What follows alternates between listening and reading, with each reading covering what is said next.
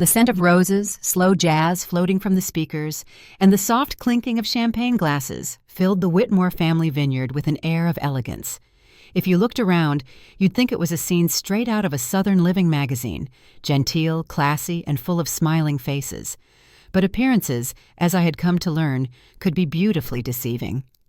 I sat quietly under a white canopy tent, my 5-month-old son Caleb nestled in my arms, dozing to the rhythm of my heartbeat. My husband, Dylan Whitmore, was just a few feet away, practicing the closing lines of his speech, the one he'd be delivering in exactly 30 minutes as he accepted the Whitmore Legacy Medal for excellence in family leadership. Family leadership. The words tasted bitter in my mouth.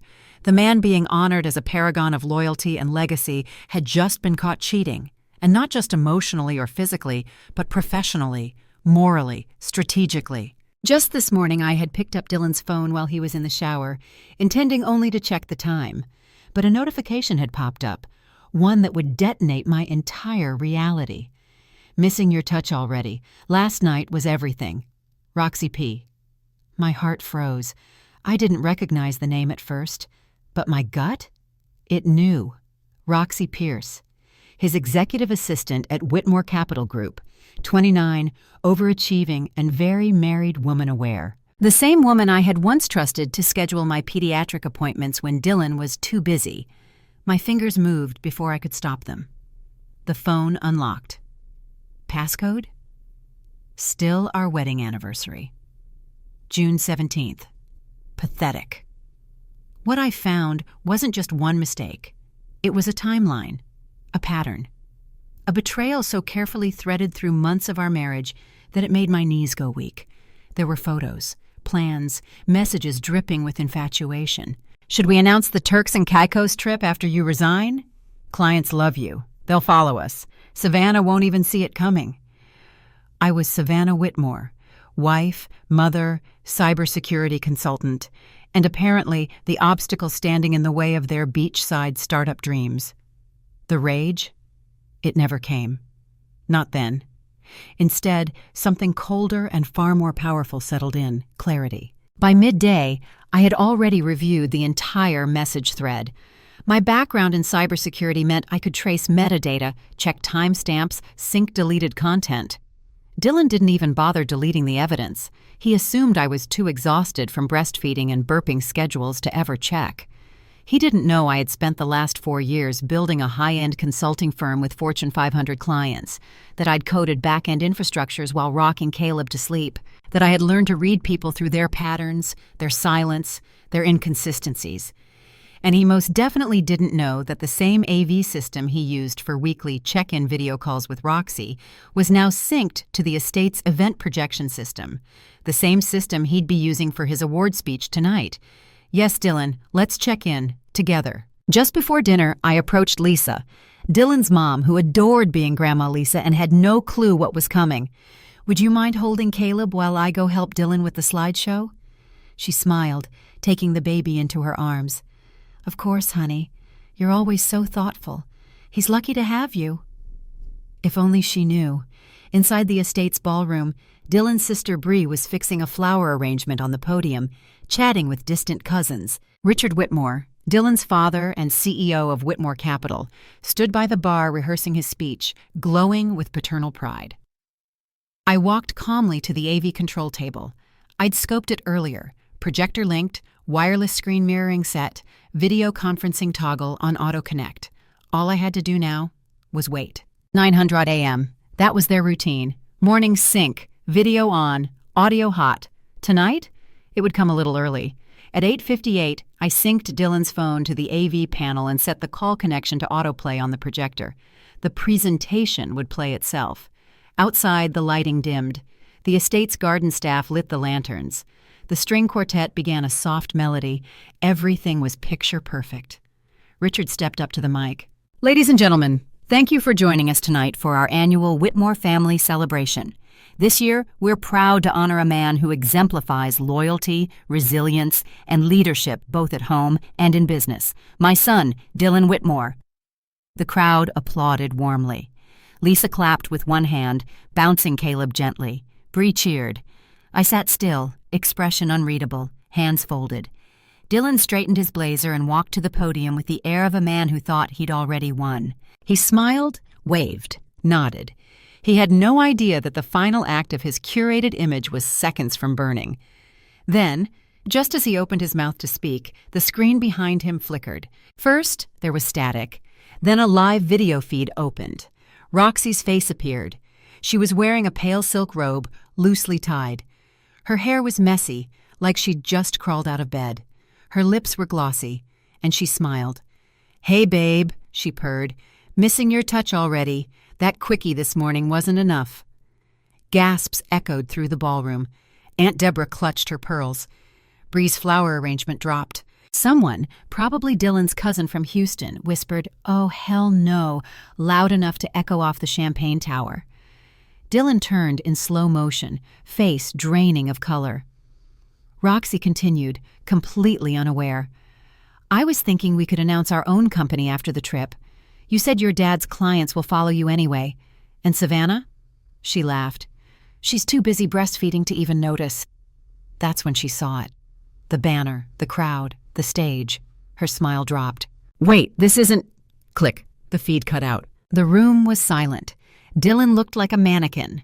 Richard looked like he'd aged 20 years. Lisa was frozen in place, still holding Caleb like a fragile porcelain doll. And me? I stood up. "There's no misunderstanding," I said calmly. "Everything she said? I have it in writing, and saved in multiple encrypted folders." Dylan stuttered. "Savannah, can we talk?" I turned to Richard. "Your company is at risk. Your son was planning to steal your clients and IP with his mistress." Gasps, murmurs, whispers. Phones came out. Cameras clicked. The truth was no longer private. Richard's voice boomed. "Dylan, my office, now." I leaned down to kiss Caleb's forehead, then looked at Dylan one last time. "I'll have my lawyer contact you, and yes, I will be filing for full custody." I walked past every stunned face, every silenced critic who once called me just the wife. Out the grand doors, across the gravel drive, and into the quiet night. No tears, no regret, just freedom and a plan. For a brief, breathless moment, no one moved. The image of Roxy Pierce, blonde, smug, and obliviously seductive, still lingered on everyone's retinas like the ghost of a scandal too absurd to believe. I could hear the faint whir of the projector winding down as the AV system reset itself. Roxy's video feed had cut just seconds after she realized she was staring directly into the faces of over 100 members of the prestigious Whitmore family. But the damage was already done. And in the stunned silence that followed, you could almost hear hearts cracking, illusions shattering, reputations imploding. Dylan was still frozen at the podium, his face pale and clammy, lips parted like a man gasping for breath underwater. His hands gripped the sides of the lectern with white-knuckled tension, and the microphone in front of him buzzed faintly, waiting for a voice that would never come. Then someone in the back let out a long, slow whistle. "I'll be damned," muttered an uncle from Tulsa. The dam broke. Gasps rippled through the audience like a wave. A champagne glass shattered somewhere off to the side. Aunt Deborah collapsed into a chair, fanning herself wildly. Cousins whispered behind manicured fingers. Phones began sliding discreetly, or not so discreetly, out of pockets and purses. The room transformed from reverent admiration to murmuring chaos in seconds. Lisa, my mother-in-law, looked like someone had reached inside her chest and removed every ounce of breath. Her arms tightened instinctively around Caleb, who stirred at the noise and whimpered in confusion. Bree stood frozen near the side of the stage, mouth agape, one hand hovering mid-air like she'd forgotten she was holding a microphone. And Richard Whitmore, the patriarch, the king of this perfectly polished empire, stood with his jaw clenched and his eyes fixed not on Dylan, but on me. I met his gaze without flinching. He turned back to his son and barked, "Explain, now!" Dylan opened his mouth but couldn't form words. His eyes darted toward me, pleading, "Savannah, this was a mistake. We should talk privately." I stood up slowly, every eye turned to me. "There is no misunderstanding," I said, my voice even and clear. "What you all saw was real. It's not the first time. It wasn't an accident. It's been going on for months." A low moan escaped from Lisa's throat. "I didn't want to believe it either," I continued. "But when you're married to a man who's more devoted to his assistant than his child, eventually you stop giving him the benefit of the doubt." Richard turned on Dylan with a fury I'd never seen before. "Is it true? Did you bring your mistress into this family's home? This legacy?" Dylan stammered, sweat beading at his temples. "Dad, listen, it's not like that. Roxy, it started as work—" "Save it!" Richard's voice was cold steel. "You're finished." Dylan looked around desperately, but the faces that once admired him were now masks of judgment and disbelief. The crowd that would have toasted his name minutes ago now recoiled as if standing too close might taint them by association. I walked forward slowly, heels echoing across the marble like drumbeats of judgment. I stepped up beside the stage and locked eyes with Dylan. "You underestimated me," I said quietly. "You thought I'd never notice, that I was too busy being your cheerleader, too soft, too safe." "Savannah, please." "No." I didn't raise my voice, but the force in it was unmistakable. "You gambled our family, our child, and your father's company? For what? A beach trip and stolen clients?" He opened his mouth again, but I turned to Richard. "You deserve to know the rest," I said. "They weren't just sleeping together. They were planning to siphon off clients from Whitmore Capital, start their own venture, and use confidential company data to do it." Gasps erupted again. Richard swayed slightly, stunned, then signaled to a pair of senior board members sitting nearby. "Get my general counsel, and someone get IT, scrub his access credentials, now!" Dylan looked like he might be sick. I took Caleb gently from Lisa's trembling arms. He looked up at me with sleepy eyes, as if he somehow sensed the tectonic shift occurring in our lives. "I'll be filing for full custody," I told Dylan quietly, but not softly. "And yes, I've already backed up everything. Messages, files, call logs." "I was going to stop," he whispered.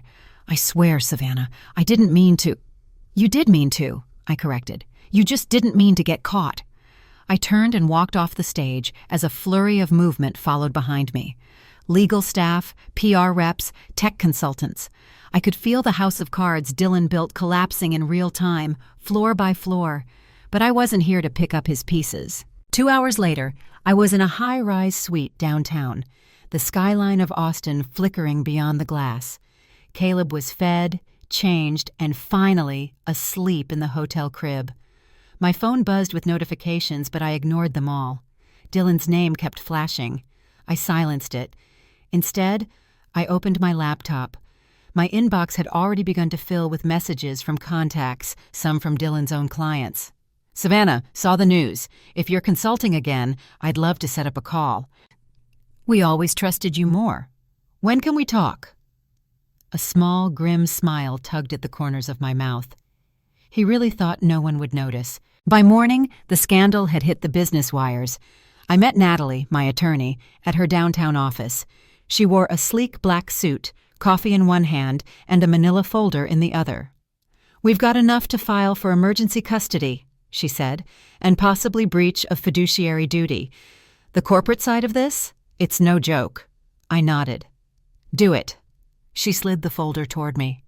"Also, Richard wants to meet privately." I raised an eyebrow. "Really?" He said it's not about protecting Dylan anymore. It's about protecting the company. Later that afternoon, I returned to the Whitmore Capital building, not as a wife, not as someone's plus one, but as the woman holding the evidence that could bring it all down. Security waved me through. Natalie waited in the lobby with a tablet and a calm smile. "Ready to change your title from betrayed wife to power broker?" "Let's find out," I said. As we rode the elevator to the top floor, I caught my reflection in the mirrored walls. Stronger, clearer, untouchable. I had walked into this marriage believing I'd be protected by the name. Now, the name would be protected by me. The executive wing of Whitmore Capital was eerily quiet when I arrived that afternoon. You'd think, given the family scandal plastered across every business blog in Austin, the place would be crawling with lawyers and PR teams. But no, Richard Whitmore had ordered the meeting to be private. Just him, just me. Caleb slept peacefully in his carrier, nestled beneath a soft gray blanket. Natalie, my attorney, waited outside in the corridor with her tablet and that ever-knowing look she wore when she knew the scales had just tipped in our favor. "Don't let his charm distract you," she warned quietly. "Richard's a lion when he's protecting his empire, but right now he knows you're the only one who can save it."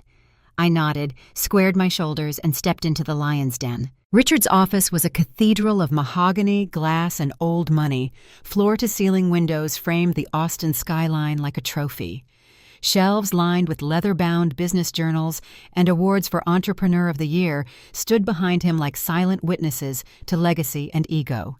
He didn't stand when I entered, but he did gesture toward the chair across from his desk. "Savannah," he said, "thank you for coming." "I'm not here for Dylan," I replied, my tone neutral. "That part of my life is closed." "I didn't assume otherwise," he said quietly. "I'm here to talk about the company and your role in it." I placed Caleb's carrier gently on the couch beside the desk and took my seat. He stared at me for a moment, studying, calculating. Then he opened a folder and slid it across the desk. Inside were two things: a formal offer letter and a list of top-tier clients with a red tag marked "at risk." "You've been contacted by several of them," he said. "They trust you, not Dylan, not even me. You." I scanned the names, clients I'd worked with closely during my time helping Dylan behind the scenes. I'd sat through calls at 2 a.m., pulled firewall logs during crises, rewritten entire security protocols. Dylan had taken the credit, but I had done the work. "What are you proposing?" I asked, even though I already knew. "I'm offering you the position of Chief Technology Officer, effective immediately, with full control of the tech division, decision-making authority, and a seat at the executive board." I didn't flinch. "And Dylan?" "Suspended, pending full removal as shareholder. He violated 3 clauses in his employment agreement, and the board is preparing civil action for breach of fiduciary duty." I glanced back down at the letter. The salary was generous, the stock options even more so, but it wasn't about money. It was about power. It was about building something real in my own name. I closed the folder and looked up. "I accept," I said, "but only on 2 conditions." Richard leaned back. "Let's hear them." 1, I want full legal custody of Caleb. No mediation, no compromise. Dylan signs over parental rights or I walk. He nodded slowly. "Understood. I'll make the call." "And 2, I paused. "When this scandal is cleaned up, I want a formal public statement from Whitmore Capital acknowledging my role. No hiding behind polite euphemisms or burying my name in fine print." His eyes narrowed. Then, for the first time since I'd walked in, Richard smiled. "You really are nothing like my son," he said. "No," I replied, "I'm not." The press release dropped 2 days later. Whitmore Capital announces new CTO amid internal restructuring. It was diplomatic, careful, but buried in the last paragraph was a sentence that sent a ripple through the business community. Savannah Whitmore brings over a decade of cybersecurity expertise, client leadership, and strategic innovation. She will oversee the global technology division effective immediately. Natalie forwarded me the official custody documents the same morning. Dylan has agreed. Full custody granted. No visitation. No contest. Apparently, when your mistress flees to Miami with your credit cards and the FBI starts sniffing around your laptop, fatherhood loses its appeal. The first day in my new role felt surreal. I arrived at the Whitmore Tower with Caleb on my hip and a fresh team behind me. Evelyn, my assistant, led the way. "We've got Singapore on the line for the integration call," she said. "Also, the board approved the security overhaul budget." "Good," I replied. "We're going to need it." The tech floor was buzzing. Young developers, security analysts, and newly hired interns filled the glass-walled offices with nervous energy and cautious admiration. As I passed, I caught fragments of their whispered conversations. "That's her. She's the one who—" I heard she exposed the whole thing. Liv. "She's the new CTO. No joke." Inside the boardroom, I fired up my presentation, an end-to-end digital security transformation plan for the entire company, integrating AI-based threat detection, real-time user behavior analytics, and an adaptive encryption protocol for sensitive data streams. I spoke with calm confidence, clicked through slides without hesitation, and watched the same men who once called me Dylan's wife scribble notes in silence. When I finished, the room was still. Then Richard clapped. Slowly. Then the others joined in. "You're already saving this company," he said. I smiled politely. "I'm just getting started." Later that afternoon, Evelyn stepped into my office.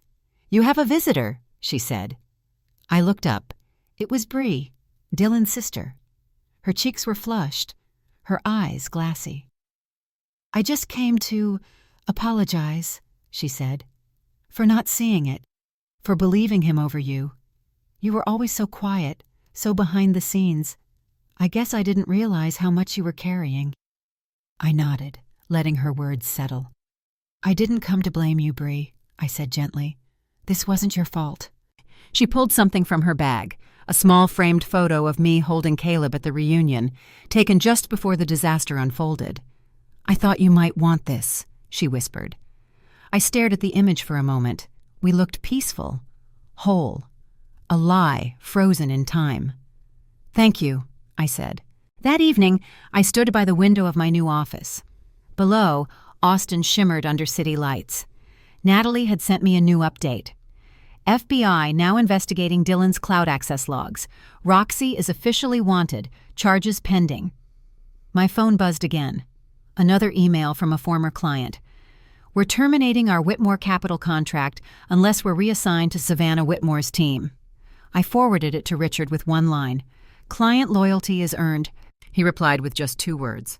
"They're yours." At home, I rocked Caleb to sleep in the nursery of our new townhouse. The night air drifted in through the window, and for the first time in a long time, my heart didn't feel like it was breaking. I wasn't surviving anymore. I was building. I kissed Caleb's forehead. "We're going to be okay," I whispered. "Better than okay." Because from here on out, everything that mattered would have my name on it. By the time my first official week as CTO came to a close, Whitmore Capital looked different. Not in decor, not in logo or signage, but in tone, in energy, in who held the power. I arrived every morning not as Mrs. Dylan Whitmore, not as the woman who exposed a scandal, but as the leader rebuilding the empire her ex-husband tried to burn down with secrets and seduction. And believe me, the burn scars were still visible. Caleb's photo now sat proudly on my new desk, beside a framed article from the Austin Business Chronicle headlined, "Scandal to Strategy, New CTO Sparks Turnaround at Whitmore Capital." A year ago, I would have killed for that kind of headline, for a whisper of acknowledgement. But now I didn't need the press to validate my place here. I had clients. I had results. I had an entire division looking to me for direction. And soon, I'd have something even more powerful. Justice. Scene shift. Ghosts in the system. It started on a quiet Wednesday. Evelyn, my assistant, knocked on my office door, her brows furrowed. "Savannah," she said cautiously, "there's something you need to see. It's about Roxy." I looked up from my laptop. "She resurface?" "Miami," she confirmed. "She tried to pitch stolen client data to a competing firm." My jaw tensed. "Which one?" "Vertex Dynamics. But instead of taking the bait, they reported her." She handed me a printed email. Sure enough, a Vertex executive had forwarded screenshots, voice recordings, and emails where Roxy openly offered confidential files in exchange for early investment. I scanned the printouts, my pulse steady. "She never did know when to quit," I murmured. "And Dylan?" I asked. Evelyn hesitated. "He's denying involvement, but..." "But?" I pressed. She placed a slim folder on my desk. Inside were metadata logs, document access trails showing Dylan had reviewed those same client files 2 weeks before Roxy fled the state. Private folders, restricted clearance, internal-only protocols. He hadn't just known, he'd facilitated it. Roxy may have been the thief, but Dylan had left the vault unlocked. Scene shift. FBI on the line. That night, Natalie called. "Savannah," she began without preamble, FBI just looped me in. They're officially opening a joint corporate fraud and cybercrime investigation. I closed my eyes. They're naming Roxy? She's the primary, but Dylan's being added as a co-conspirator. The emails, the call logs, the file access, it's all stacking up. And they're moving forward? She confirmed. Federal indictment, and they'll serve subpoenas by next week. I looked out the window, the Austin skyline glittering under a velvet sky. My city. My company now. My future. How poetic, I whispered. Scene shift. A visit from Bree. The next morning, Bree showed up at my office, unannounced. She clutched a small stuffed fox in one hand, Caleb's favorite. I saw him outside daycare, she said softly. Figured I'd drop this off. I accepted it with a polite smile. Thanks. She lingered, unsure. Can I sit? I gestured to the chair. She sat down, hands trembling slightly. I saw Dylan last week in the lobby. Security turned him away. I said nothing. He looked broken. Not the usual performative kind of upset, but like he knew it was over, all of it. I kept my expression neutral. That's not my concern anymore. She blinked. Right. Sorry, I didn't mean to dredge up. I stopped her with a raised hand. Bree, I said gently. I don't hate him. I just don't trust him. And I don't owe him any more of my energy. She nodded slowly. I just wanted to say, I'm sorry for not believing you sooner, for brushing you off. My voice softened. You weren't the only one. Scene shift. The collapse. Accelerates. By the end of the week, the DOJ filed formal charges against Roxanne Pierce. Wire fraud. Conspiracy to commit data theft. Attempted corporate espionage. She'd been arrested trying to leave Miami with 2 fake IDs, a burner phone, and over $60,000 in prepaid cards. And Dylan? He was subpoenaed the following Monday. His accounts frozen, his name scrubbed from all Whitmore Capital legal documents. The man who once boasted about legacy and generational impact now faced the very real possibility of federal prison time and permanent disbarment from the financial industry. Natalie sent me a message that made me sit back in my chair and just breathe. Dylan's lawyer reached out. They're looking to negotiate a plea. He's scared. Good. Scene shift. The new face of Whitmore. While Dylan fell, I rose. I launched a new internship initiative for women in cybersecurity. I hosted a podcast series on tech ethics. I appeared on Bloomberg Business to discuss female leadership in a post-scandal era. And Caleb? He was thriving. He spent afternoons in our new home's sunlit nursery, stacking building blocks while I reviewed merger agreements and hiring proposals. He cooed during my conference calls, and the entire Singapore tech team started calling him Chief Baby Officer. At the office, a new portrait hung in the central hallway, a photograph from our latest press event, with me shaking hands with the governor of Texas, announcing Whitmore Capital's $10 million cybersecurity grant for public schools. Richard presented me with a plaque later that afternoon, Savannah Whitmore, CTO, for Vision, Resilience, and Restoring Integrity to Legacy. I held it for a long time before setting it beside Caleb's latest crayon masterpiece, Scene Shift, Final Nails and Fresh Air. The final blow came via news alert on my phone. Breaking. Roxanne Pierce pleads guilty. Accepts 12-year sentence. Dylan Whitmore to face trial pending federal agreement. I didn't cry. I didn't rage. I exhaled. Deeply. Fully. Then I turned my focus back to what mattered. My team, my son, and the vision I was building. At the next all-hands company meeting, I stood in front of 200 employees, many of them newly recruited under my leadership, and said the words I once only whispered to myself. Sometimes your biggest heartbreak is your biggest breakthrough. What nearly destroyed you becomes the foundation for the future you were meant to build. The room erupted in applause. Evelyn grinned from the back row. That night, I tucked Caleb into bed and sat beside him for a while, watching him sleep. I thought about the woman I was a year ago, terrified, betrayed, unraveling, and the woman I'd become. Not because I wanted revenge, but because I chose to rise, quietly, powerfully, from the ashes. 1 year after the night everything fell apart, I stood on the very same grounds where it all began. The Whitmore estate, once the stage for Dylan's deception, now shimmered under golden string lights and laughter that felt lighter, freer, less scripted. There was no award presentation this time, no legacy speech, no carefully curated image of perfection to uphold. Tonight was different. Tonight, the Whitmore Foundation was hosting its annual charity gala, an event I had been invited to headline, not because I was someone's wife, but because I had become someone in my own right. As I stood behind the podium, dressed in a tailored navy gown, the applause swelled. It wasn't pity, it wasn't scandal-driven curiosity, it was respect. "Thank you," I began, scanning the crowd, catching glimpses of people who had once whispered behind my back, now leaning forward, eager to listen. A year ago, I sat quietly in this very ballroom. I rocked my infant son to sleep while watching someone I loved pretend to be someone he wasn't. A pause, a breath, and now, here I am. Not broken, not bitter, but rebuilt.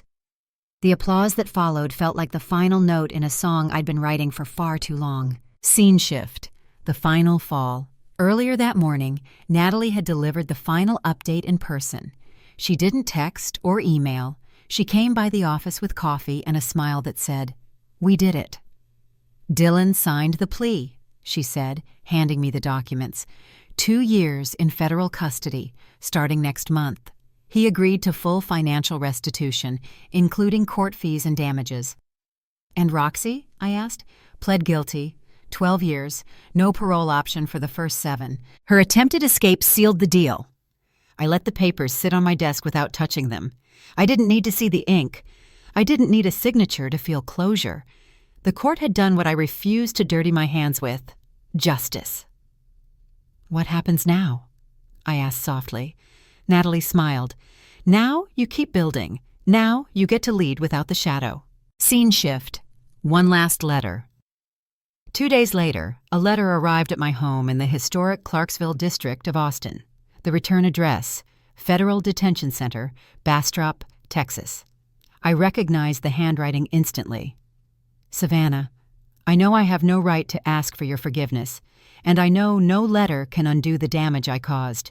But if there's one thing I regret more than anything, it's not seeing who you really were until it was too late. You were always the builder. I just played the part. Tell Caleb I'm sorry. Tell him I wish I had been a better man. Dylan."